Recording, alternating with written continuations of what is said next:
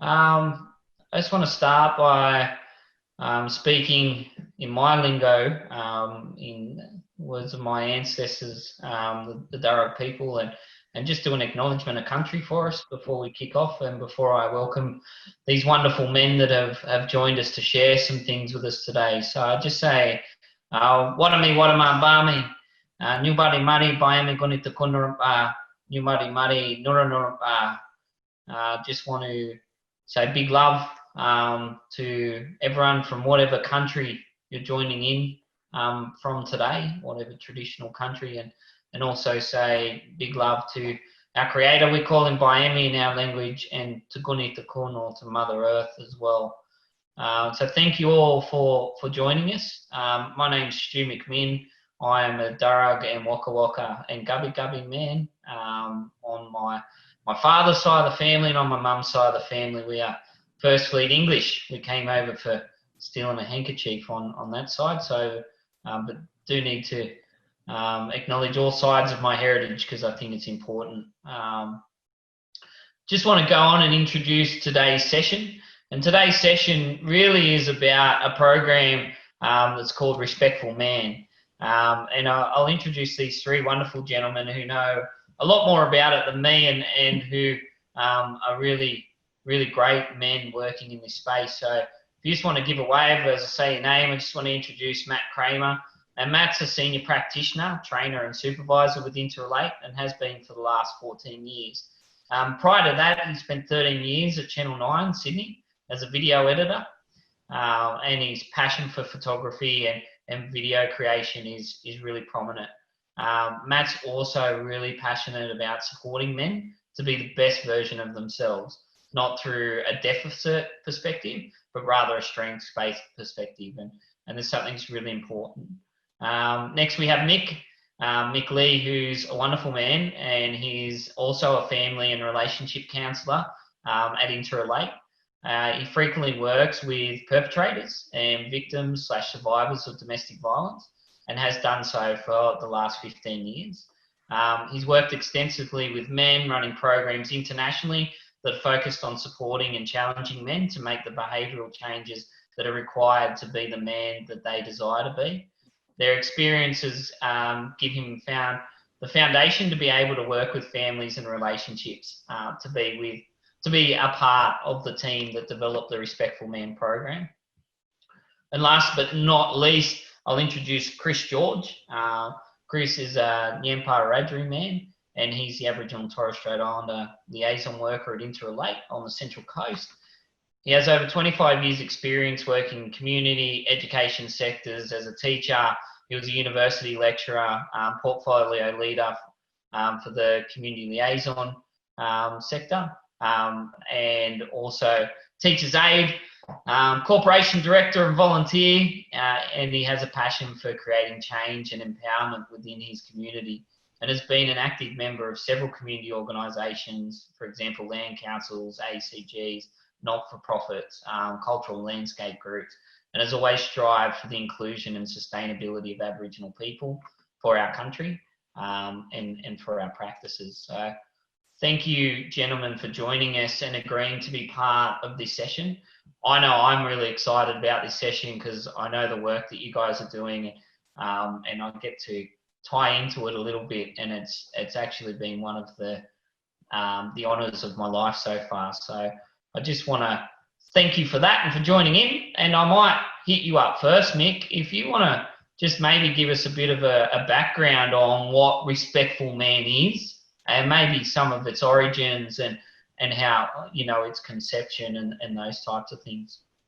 Yeah, thanks, Stuart. So I started with Interrelate. It was November 2017, and one of the managers that was there then, Eloise Nylon,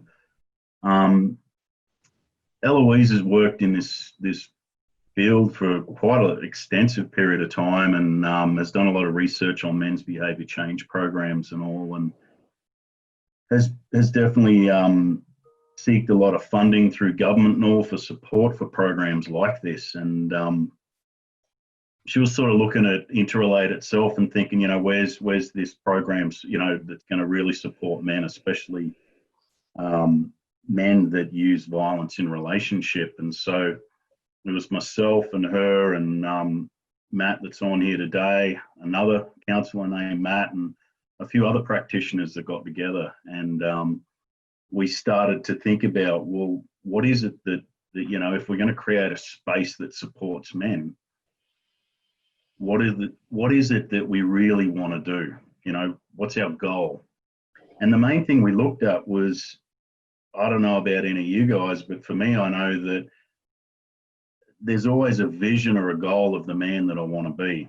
The type of dad I want to be, the uncle, the father, the brother, the whatever. And there's a part of me that is always getting in my own way of becoming that man. And so it's somebody that I'm always aspiring to be.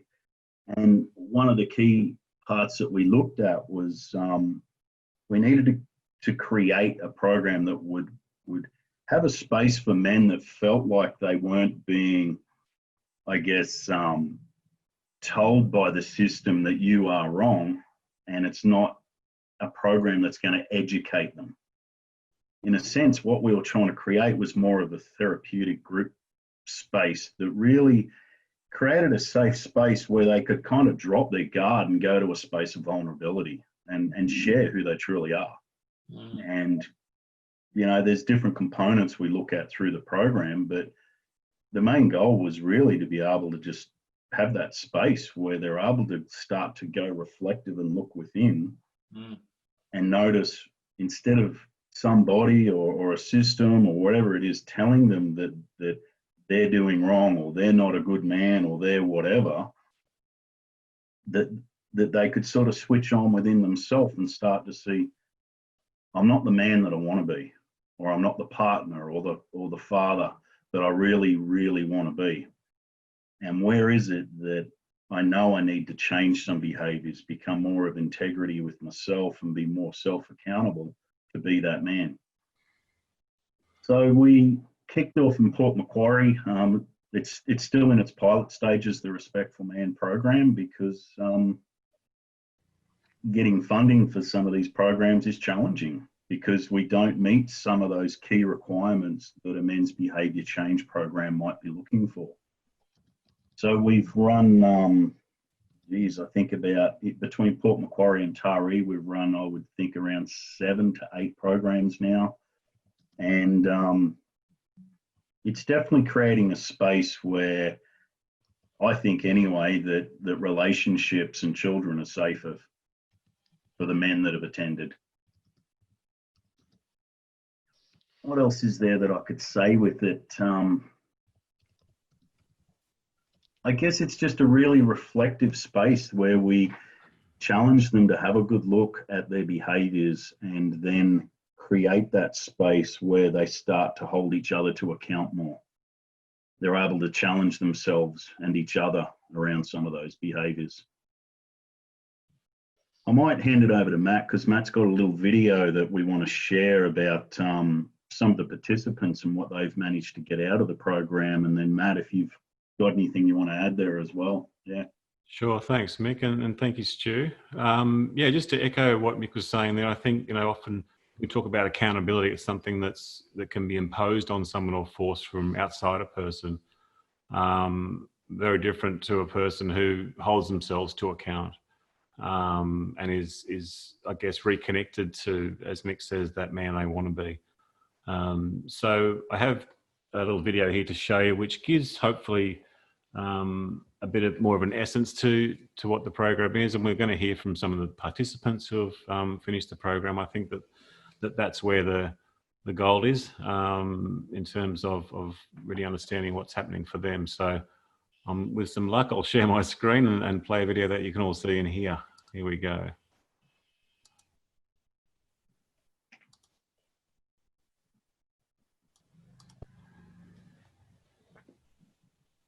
There is no old me. He's gone. He's gone. He's definitely gone. I got heaps out of it. That's I don't really know how to put it into words.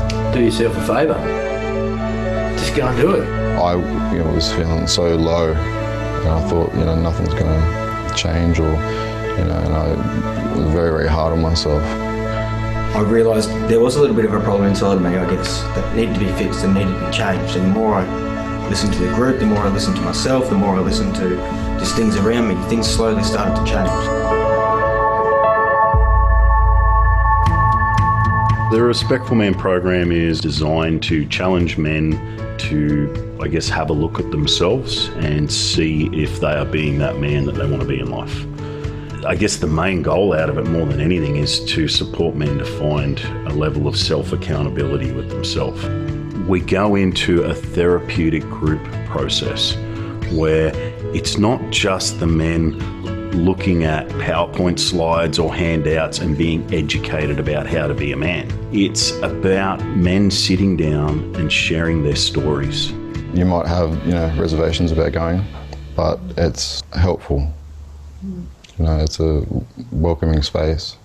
Everyone sort of started to open up, and that's when I was like, you're going through the same thing. As the group opens up, everything becomes free-flowing, I guess.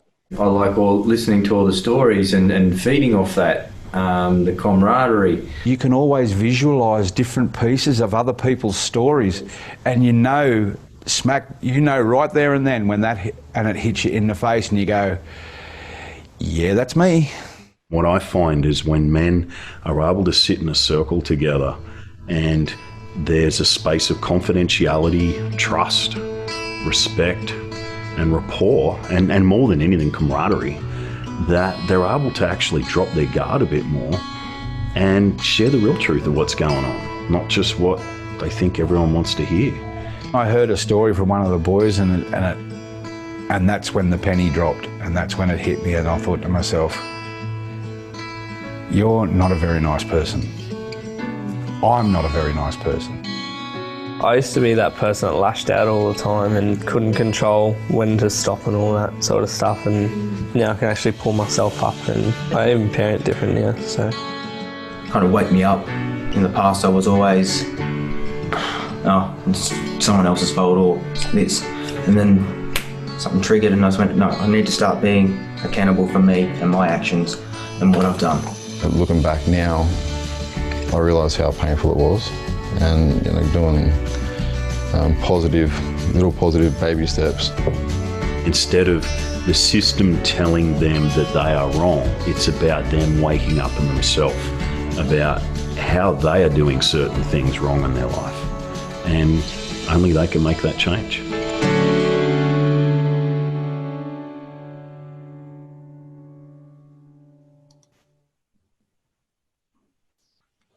Perfect. Thanks for that, Matt, and putting that together. It's fantastic. Matt, is there anything else you want to add on top of Mick's words in regards to Respectful Man before we move kind of into the Aboriginal Respectful Man kind of space? Sure. I guess just to reiterate that it certainly is a work in progress, and by no means do we speak to you today from a place that says, here we have this finished product trying to sell to you.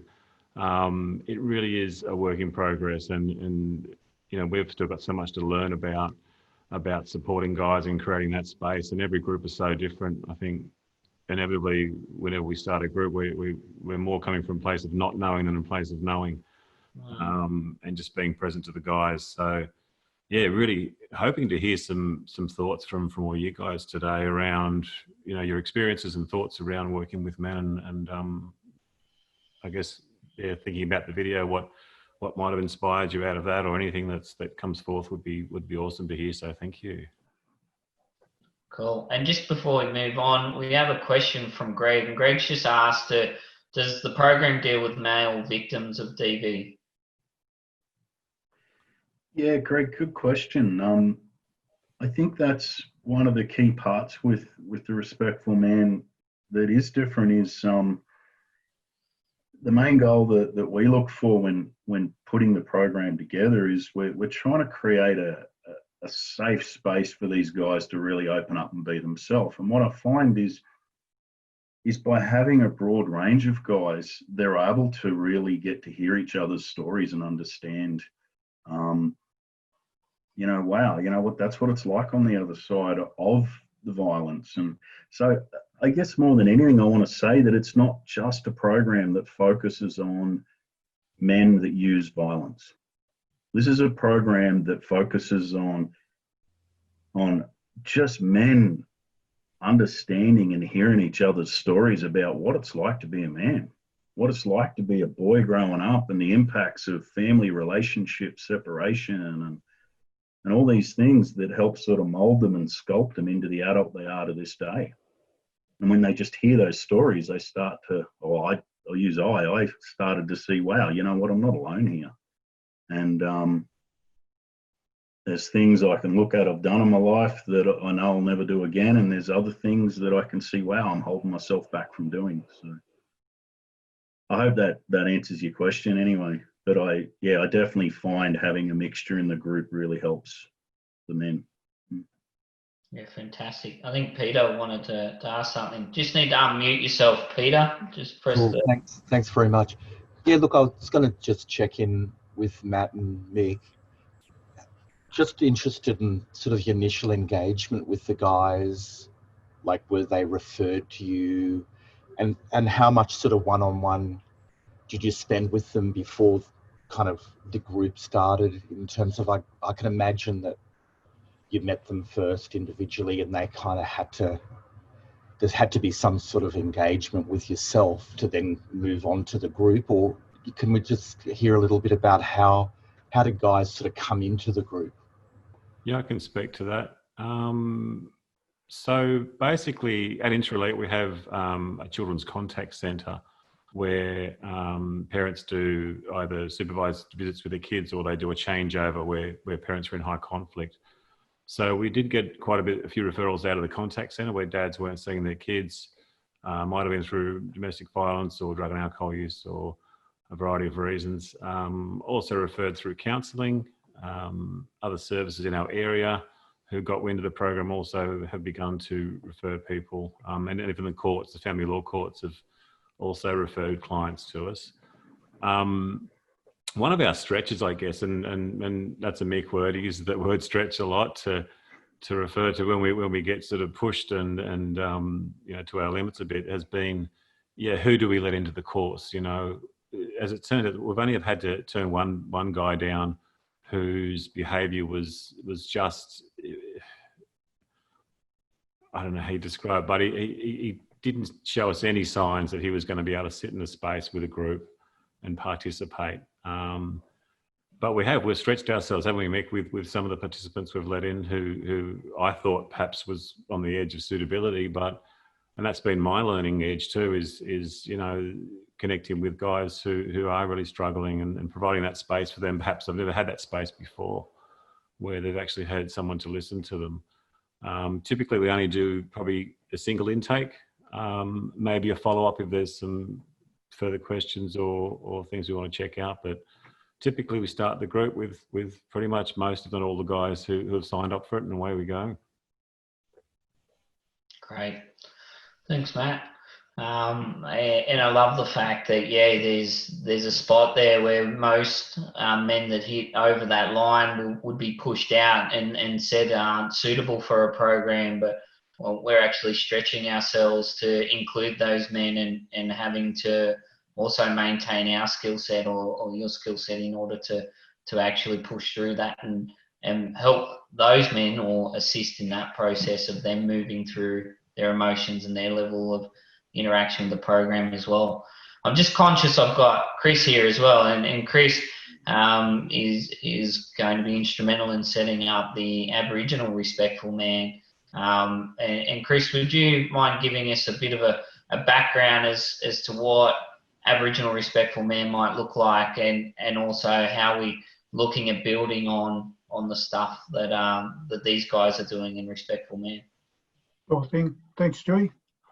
I suppose the very first point that we looked at and that we come from is, well, the very first thing we did today was an acknowledgement to country. And when you look at the meaning of acknowledgement, it's the acceptance of the truth or existence of something. And it's absolutely vital that we start from that perspective when we're dealing with men, that there's an acknowledgement that there is something there that needs to be addressed, to be looked at, to be assessed, and hopefully worked on from their perspective. And we're really, as Aboriginal men, we're really fortunate that we have our culture and we have our cultural practices to be able to connect to and to be able to utilise, to be able, so that when we are doing work with men, we can work from that perspective, and subconsciously, whilst you're working from that perspective, you're actually getting into the meat and bones of any given situation. And we've found it in the practices and the times that Stuart and I have run programs on the coast here, that by the time you've got people interested in and learning and discovering and engaging themselves in their culture, they then become very relaxed and very open and very willing to have a look at some of the much harder subjects that are in their life. We do this from a perspective of an appreciation and an understanding of the value of your connection to your culture. As an Aboriginal man, your connection to your culture, but we also see it from the value of the disconnection to culture and the role that's played, and how being disconnected from your culture through years and years of different reasons and different activities and actions has helped or led you to where you are now. So it's the idea of the strength and the value of both of those that's the basis. The other basis we want to do it on is traditional practices, and to be able to implement and put traditional practices into play. So, because traditionally our practices gave us our strength of character. You know, they contributed in major ways to our identity. They gave us responsibility. They gave us reason, and reason to exist, reason to get up, reason to move, reason to live, reason to do what you were doing. They gave us value, which is something that's sadly missing, unfortunately, and self-worth. So you put those together, and what it also led to was a contribution. Our contribution to our communities and our contribution to our families and our own life was an absolute bedrock of our existence. And when we look at how we can implement a program like this, those are for us, that's the elements we've got to get back to trying to install and to get these guys to have a look at. So what you're saying, Chris, is that we had the answers for a couple 100,000 years, and we need to bring some of those morals into a contemporary context and actually help more understand how those values, those morals, that level of accountability, all those things are so relevant, but also really integral into how we live in the 21st century as well. Absolutely. And I think it's really important that we come from a non-deficit perspective, where we're actually looking at the fact that we are Aboriginal and we are able to connect to our culture through traditional practices. It gives us another edge, and it gives us another method to really deeply connect to our own self and our own history. And I think that's something that we have as an advantage over other cultures when it comes to that self-assessment, that ability to look in towards yourself, to be able to connect to something like your culture is for me, strength-based. So a couple of examples of the way Stuart and I have run programs at a local Aboriginal men's drug and alcohol rehab centre on the Central Coast. And it gave us an ideal opportunity to go in and work with these men. Primarily, they were on a journey. They'd already, because they were in the centre, they were self and mandated referrals to the centre.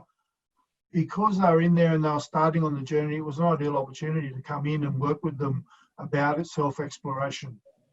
So we would do something simple, like we've all heard, seen, participated, or been involved with a smoking ceremony.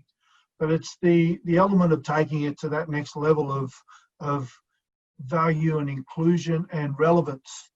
So rather than just the story, or rather than just the smoking ceremony, we put the story behind it, the story of the whole picture, the whole cycle of the smoking ceremony, gathering the wood, gathering the leaves, letting the men know the patience it takes to get the fire started. It's a process. It's a process that needs to be appreciated and understood, and it gives everyone an opportunity to contribute to the process. You're then talking about the story of the leaves, the medicinal qualities, the fact these leaves have come from a living energy, from a tree. They were created from earth. They themselves were part of a cycle. And now they're in another cycle, which is your smoking ceremony. And we then talk to the fellas about what they can experience within the smoking ceremony, how to attach themselves to that process, how to engage with it and enjoy it, and take the time and the opportunity for it to be what it can for them. And at the same time, you've also got to try and get them to understand that it's a personal process. It's not a one size fits all. So each and every one of them will go into it and come out of it with a different experience than each other. And that's a really key point. Then when you talk about the full cycle. So we're going to smoke ourselves, we're going to cleanse ourselves, the process behind cleansing, the reasoning behind cleansing, and then the final passage where those ashes or those flames turn into embers into ashes, and ashes go back into the earth. So again, it's part of the cycle. And to be able to relate that to them on their current journey, we were able to do that really easy with blokes that are in a drug and alcohol centre. So they were able to understand that they were part of a cycle as well. Their life was a cycle, and they were able to identify elements of that cycle and be able to relate it to something as simple as a smoking ceremony. Another really successful method we used was creating clapsticks with them. And this we always found it gave us an opportunity to really approach the men on four levels. It's a physical level. It's actually a physical activity. You've got tools, you're working with your hands, you're outdoors, you're actually absorbing and being physical in what you're doing. It's a spiritual activity because what they're working with is also got energy, and it's also got a history and a story. It's cultural because it's something that we've done as men and as Aboriginal people for 60,000 years or more. And there's a whole lot of psychological background to it. It gives you the opportunity to explore those psychological areas with the men. So quite simply, the very, very first thing is give them a branch. And in all recognition, that's a branch off a tree. But when you dig deeper and put the story behind that, you actually can get them to understand that branch was part of a tree. That was part of a tree, and that tree was, in a sense, a community or a family. And everything in that tree contributed to the growth of the tree. The roots, the leaves, the tree, the bark, the trunk, everything was a functioning community. And they're now part of that community because that branch was that part of that community. So you can automatically and straight away start to connect what they're doing, what they're holding in their hand as a branch to something that can relate to them. It's a living energy. It's a life source. It was a life source. It provided protection. It provided a branch for an animal to sit on. It provided a place for the possibility of a nest to be built. So automatically, yeah. Sorry, just with one of those, because I know one of the components of Respectful Man is about accountability, and so when we've got, and I'm sure you're getting to this, I apologise, but the fact that you've got men who have started a process and they're now accountable to finish that process as well ties into the process around accountability that we hold for Respectful Man. Absolutely, without a doubt. And that's one of the most vital parts. So the next step is to strip the bark off. Again, what we're asking men in the Respectful Man program to do is become vulnerable, to expose themselves, to actually remove the protective layers that have kept them comfortable and kept them in their world for their entire life. And sometimes those protective layers are really negative things. But what we're doing is asking them to strip them back and take them back and look at what's underneath and go back to the core of what they are as men and are as people. The next step is that they've got to have a vision. Once you strip that bark back and you've got a stripped back piece of timber in your hand, if you don't have the vision to think, what can this be? How can this be something that I want it to be? Then you start to work away with them and talk to them about what's it going to be like? What do you want it to look like? What do you want it to be? You've got to be rigid in your approach, but you've also got to be flexible, because there's times when you're going to do something or you're going to hit something in that creation, and you're going to have to stop, think, change, alter your path, and be flexible in your approach. So it's a nice mixture of both. You're also encouraging that it's a process of small steps. You got to chip away at things. You've got to actually work your way through. It's not just, if we're dealing with in this particular case, we're using axes and tomahawks. If you hit the wrong place and go too deep, then you've ruined what you have to create. So it's a matter of those small steps and chipping away at it, recognizing the imperfections, working around them, understanding that the imperfections are part of it, but then trying to work out how you react to that. The beautiful thing is, once you get to this point and you've got a group of men sitting around and they're really now into it, that's when your conversations start to flow. And that's when the real story and the real sharing comes about, because they're relaxed, they're comfortable, they've now gone to thinking that this isn't about me anymore, this is about what I'm trying to make. And that's the beautiful time when you can start to connect and get them to open up. You then start to think long term, because we had a very deliberate approach. We were being there for no longer than 2 or 3 hours. And we knew that those men were not going to complete a set of clapsticks in 2 or 3 hours. So right from the outset, we knew they had to be prepared and to start think long term. I'm not going to get this finished. How am I going to work this? Where am I going to pull up? What am I going to do to look after it? And then the conversation starts around how you then build in a maintenance. What's your next step? How do you take responsibility for that? How are you going to care for that piece of timber now? Because if you've stripped it back, you've made it bare, and you've cut into it, you've opened it up, if you don't look after it, it will crack and it will just fall apart. So you then start to correlate back to them in their life, where they are, how they've opened up, what sort of mechanisms, what sort of care and responsibility, what sort of devotion they're going to put to that timber and to themselves, to look after themselves and to look after the people that matter to them. And it requires ongoing attention, and it requires that word that Stuart used before, responsibility. And we deliberately say this to the blokes: it's your responsibility now. We hand it over. We just give it and we say, here it is. It's yours now. And if that goes well, and you put your love and your care and your devotion into it, you're creating something that can last for 20 or 30 years. You're breathing life back into something that was part of a tree, got cut off, broken off, whatever, and you're now breathing life back into it and creating another element for it to exist. So that's just the way that we see that Aboriginal cultural practices and Aboriginal knowledges can be blended in and incorporated into a men's program like Respectful Men. Over to you, Stu. Thanks, brother. I appreciate that. We've just got a question from Phil Pallas, who's joined us. And he said, thanks for sharing this process, Chris. Is the way that you're explaining the process now the same way that you would describe the process to participants? And you make Absolutely. Absolutely. Yep. And sometimes you understand that they may not be in a space where they understand it right there and then, but it's also about planting seeds. It's also about planting that knowledge within them and allowing the fact that their life will take them to a point where if it's not clear now, it will be clear. But our experience has we found that most blokes will connect really clearly in a cultural context or to a cultural context.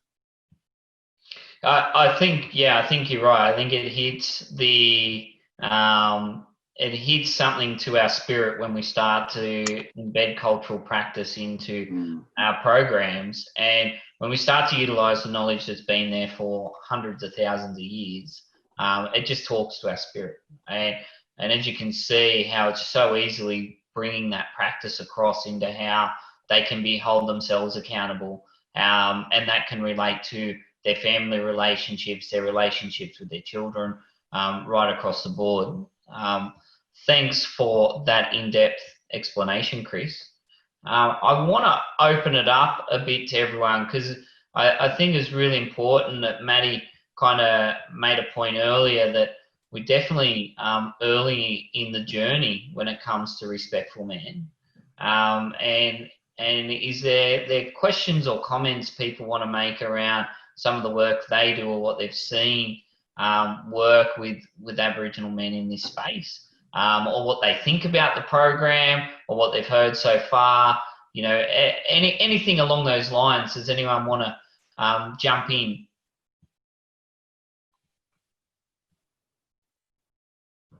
Go for it, Alan.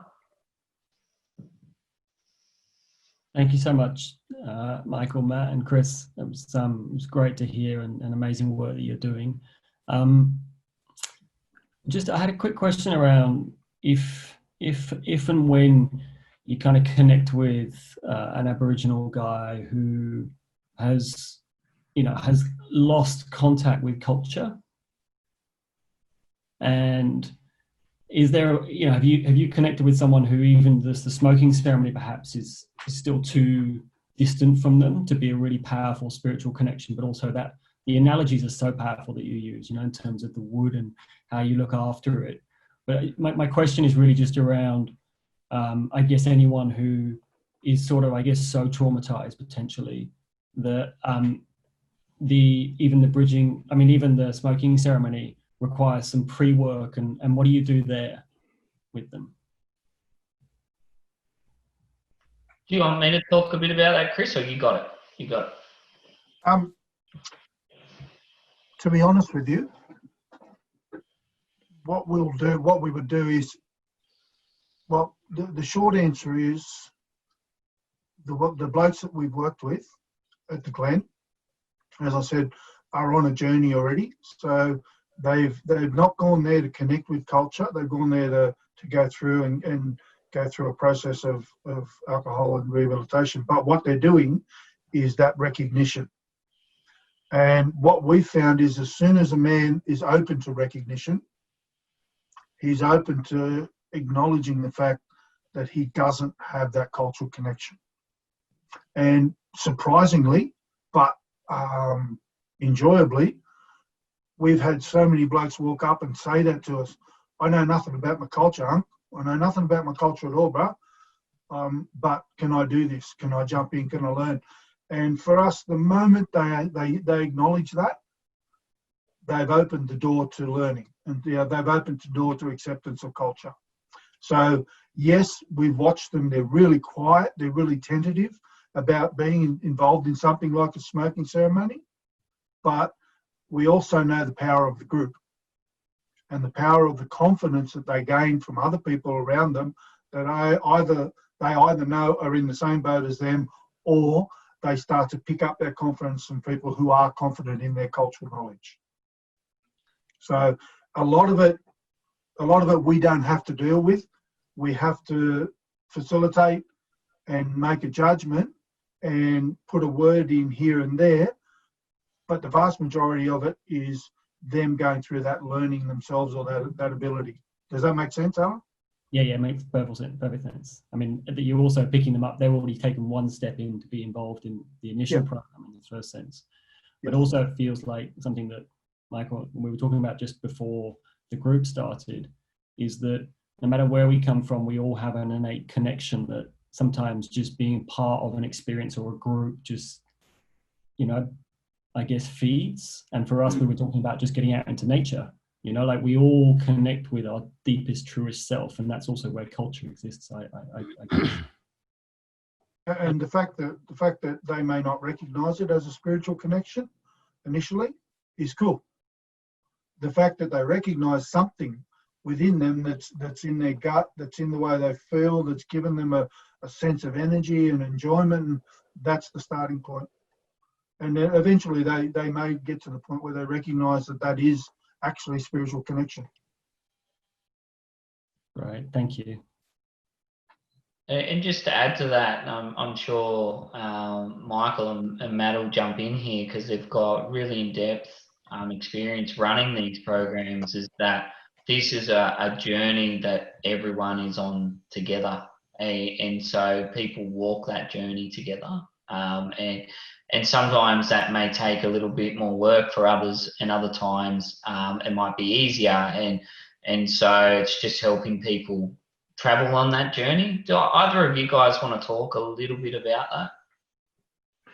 Yeah, I think the thing I always look for is the group leads itself. So we'll always get them in just to check in at the beginning about what they're feeling and all. And Matt and I, so originally I ran a few of these at Interrelate myself, and it was a hard space to hold, you know, by myself. And I've run a lot of men's programs over the years.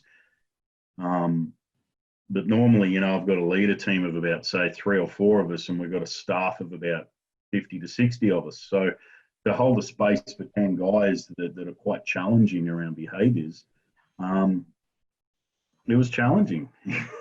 So when Matt jumped in with me and we were running them together, we'd have a plan. We might think, all right, we'll cover this tonight. And sure enough, the guys start off with a check-in about how they're feeling, and we might think we're going to talk about, I don't know, family of origin or something, and yet anger is just so present in the space that we're just like, right, we're going with anger because that's where they flow. So they create this sort of little group matrix or a web between each other, and they start to lead each other by sharing their stories and their feelings. And one will bring something up, and next thing you know, the other's bringing his piece to it. And we sort of then try and sit back and let them really start to not facilitate each other, but create a space of calling each other out and supporting each other. Yeah. We know that the guys, what's going to make the penny drop for many of the guys is what they hear from each other more than what they hear from us as facilitators. And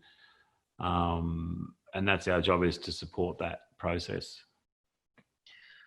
And one other piece I'd add there, Matt, you just jogged my memory, which you and I have chatted about a bit, which we hear feedback from the guys, is that we're equals in the space as well. We're sharing our story. You know, we're taking ownership of some of our behaviours, and the guys start to see, oh, these guys aren't just here to teach and facilitate us. They got life going on as well, and it isn't great. Yeah. So is there a process, or is there a dilly bag of knowledge that gets drawn upon as the process unfolds? How would you guys explain that? We have a range of focuses that we call upon, and by no means are they set. Mick mentioned a few. Some, you know, we think it's important to explore family of origin. We think it's important to look at understanding emotions and how they work, and self-regulation. You know, but it's very flexible, and we take it driven by the theme of what emerges in that particular group. So yeah, we do have a bit of a pool of focuses that we draw upon, but yeah, by no means are they set or inflexible. So it's, and looking to add to that too, you know, personally, I've been looking a lot about vulnerability and shame, and I think it's imperative that we talk about shame in that space, because shame is often what keeps those guys stuck in their behavior. And you know, without exploring that and unlocking that, I think that's just vital. So yeah, to answer your question, yep, there are some things that we'll typically end up with, but some groups we might miss a whole section on something, and that was okay too.